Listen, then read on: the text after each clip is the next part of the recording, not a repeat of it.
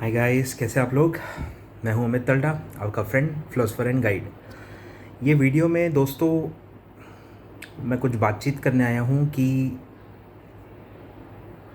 एक प्रॉब्लम जो बच्चे फेस कर रहे हैं काफ़ी ज़्यादा, और वो है प्री एग्ज़ाम एंड ओडीओपी। ठीक है, प्री एग्ज़ाम ओडीओपी अब कोविड सिनेरियो में कितना डिफ़िकल्ट हो गया है, ये आई थिंक इंस्टीट्यूट को भी पता चल गया है। और ये समय एक्चुअली ये सोचने के लिए भी है कि क्या चीज़ ज़रूरी है और क्या नहीं है, कौन सी चीज़ वैल्यू एडिंग है, कौन सी नहीं है। आई थिंक इंस्टीट्यूट को इवैल्यूएट करना चाहिए एक बार फिर से कि क्या ओडीओपी और प्री एग्ज़ाम की ज़रूरत है या नहीं है, कि क्या हम गलती को रिपीट करते जा रहे हैं बस।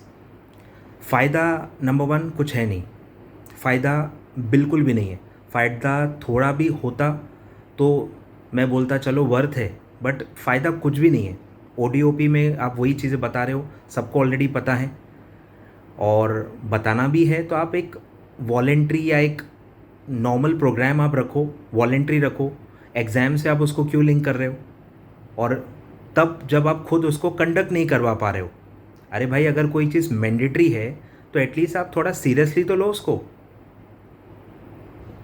आ रहा है कुछ समझ में मैं क्या कहना चाह रहा हूँ आपसे, कि अगर कोई चीज़ एग्ज़ाम फॉर्म के लिए मैंडेटरी रखी गई है और जिस तरह से उसको कंडक्ट किया जा रहा है, I think it's high time to raise the voice और इंस्टीट्यूट को बताने के लिए कि भाई जो चल रहा है it's not up to the expectations.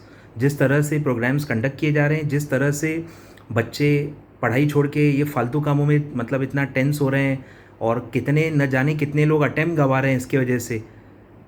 तो ये मैं चाहता हूँ इंस्टीट्यूट थोड़ा सा इसको रिव्यू करे। आई नो कि इसमें एक मॉनेटरी एंगल भी है, तो it's not an easy decision to make, but रास्ते निकल जाते हैं। आई थिंक सोचेंगे तो रास्ते निकलेंगे। बट जिस तरह से काम चल रहे हैं, जिस तरह से मैं देख रहा हूँ कि बच्चे कहाँ उन्होंने ध्यान देना चाहिए और वो कहाँ अपना टाइम बर्बाद कर रहे हैं, और उनकी गलती भी नहीं है। गलती उनकी इसलिए नहीं है क्योंकि ये प्रोग्राम्स मैंडेटरी हैं। आप फॉर्म ही फिल नहीं कर सकते, क्यों बच्चे वरी ना करें।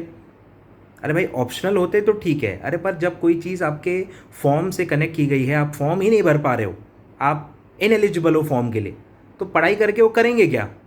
सोच के देखो, मुझे वही रियलाइज़ हो रहा है कि बच्चे गलत भी नहीं है। मैं काफ़ी बच्चों को बोल रहा हूँ इग्नोर करो, फॉर्मेलिटी है, ठीक है, बट कैसे इग्नोर करेंगे। अगर भाई फॉर्म ही नहीं भर पाए आप, तो पढ़ाई करके करोगे क्या। तो it's really important first to ensure कि आप फॉर्म भर पाओ, तभी तो पढ़ाई आपके काम में आएगी। तो आई थिंक इंस्टीट्यूट को थोड़ा इसमें कम्युनिकेट करना चाहिए। एक तो सीरियसली लेना चाहिए, दूसरा अगर आप नहीं ले पा रहे हो because of practical reasons, at least communicate करो। आपने लिख रखा है कि रजिस्ट्रेशन के 15 दिन के अंदर करना है, उसमें कोई अपडेट ही नहीं है। छाप के आप भूल गए हो, प्रिंट करके आप भूल गए हो। अरे बताओ तो सही ना कि अब वो 15 डेज़ का रूल चालू नहीं है और टाइम लगता है, ये है जो भी कंडीशंस है। आई थिंक प्रॉपर कम्युनिकेट होना चाहिए। और जो टेकन फॉर ग्रांटेड चीज़ें हो रही हैं ना, मैं आई don't no, I am not happy with that personally. और मैं चाहता हूँ कि यार इसे इंस्टीट्यूट तक पहुँचाइए। और खैर, सब स्टूडेंट खुद ही चाहते हैं कि इंस्टीट्यूट ये चीज़ समझे, और मुझे नहीं पता है मेरे एक वीडियो से क्या होने वाला है, बट मैं खुश नहीं हूँ। फ्रैंकली मैं खुश नहीं हूँ। और बच्चों से भी झूठ बोल बोल के अब मैं थक गया हूँ कि इग्नोर करो, ये करो, वो करो। नहीं हो पा रहा है यार। वही 25 तारीख अभी लास्ट डेट है, अभी तक ओडीओपी नहीं हो रहा। काफ़ी सिटीज़ में लॉकडाउन है, हमारे महाराष्ट्र में पता नहीं कितने सिटीज़ में लॉकडाउन हो रहा है।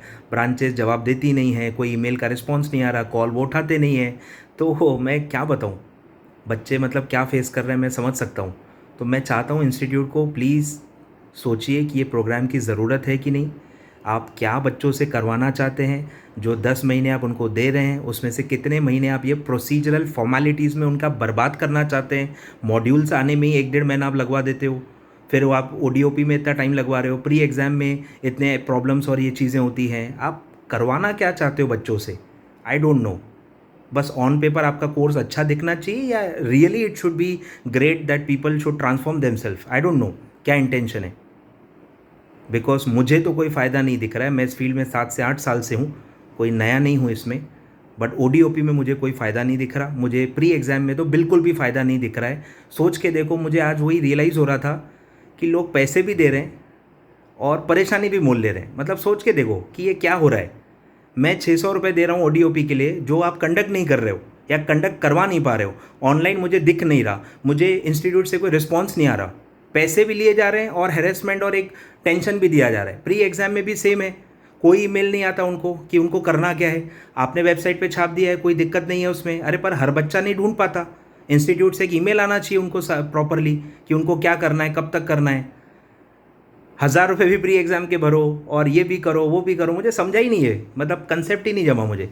पैसे भी दो और परेशानी भी मोल लो, टेंशन भी मोल लो, और कुछ वैल्यू एडिशन भी नहीं हो। चलो वैल्यू एडिशन है तो we can convince our self कि चलो ये ठीक है, ज़रूरी है, इससे फ़ायदा होता है, बट वो भी नहीं हो रहा है। तो क्या बोलूँ मैं, आप समझ रहे हो मैं क्या कहना चाहता हूँ।